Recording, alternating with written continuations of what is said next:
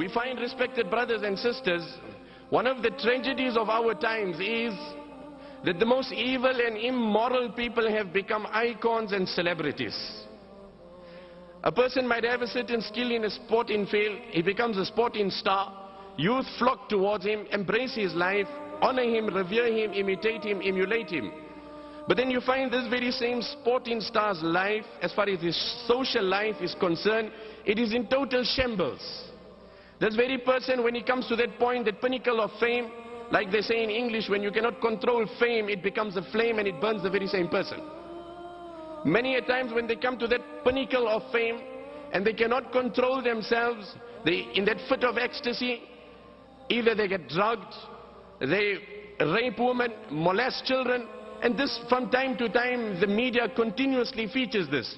And these are the people that have become icons and celebrities who themselves are deprived and devoid of morals and values.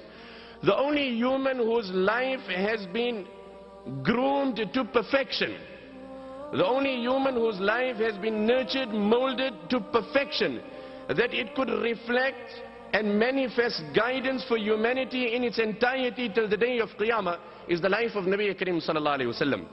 We find the galaxy of prophets in its entirety were all molded by Allah. However, the difference between the two is the respective prophets' lives were molded that it could reflect guidance for the people of the time. Hence, the life of Moses, peace be upon him, was molded by Allah that the Israelites could relate to his life. The life of Isa alayhi salam was molded and governed and shaped and groomed by Allah that the people and the disciples of Isa could relate to his life. The life of Shuaib alayhi salam was molded that the people of Madian could relate to his life. But the life of Nabi Karim sallallahu alayhi wasallam was so uniquely fashioned by Allah. And time doesn't bear and permit with me, but if you understand the Quran, how Allah has groomed and fashioned and molded the life of Allah, of Nabi alayhi salam, as he himself said, "Adabani Rabbi fa ahsana ta'dibi," that my Allah nurtured me and my Allah perfected my nurturing.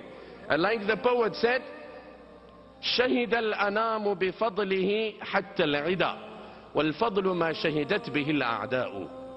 وَالْفَضْلُ مَا شَهِدَتْ بِهِ الْأَعْدَاءُ. That humanity in its entirety was compelled to acknowledge the beauty of Nabi alayhi salam to such an extent that even his enemies had to say, as much as we hate him, there isn't a more honest man than Muhammad. And then the poet goes on to say, which is the climax of the two couplets, وَالْفَضْلُ مَا شَهِدَتْ بِهِ الْأَعْدَاءُ. The beauty and the excellence of a man is what his enemy can admit and acknowledge and not his friends. And that critical part, which we unfortunately have not conquered today, was conquered in the most unique way by Nabi Karim sallallahu alayhi wasallam. That his very enemies who hated him the most, yet had the most trust in the life of Nabi Karim sallallahu alayhi wasallam.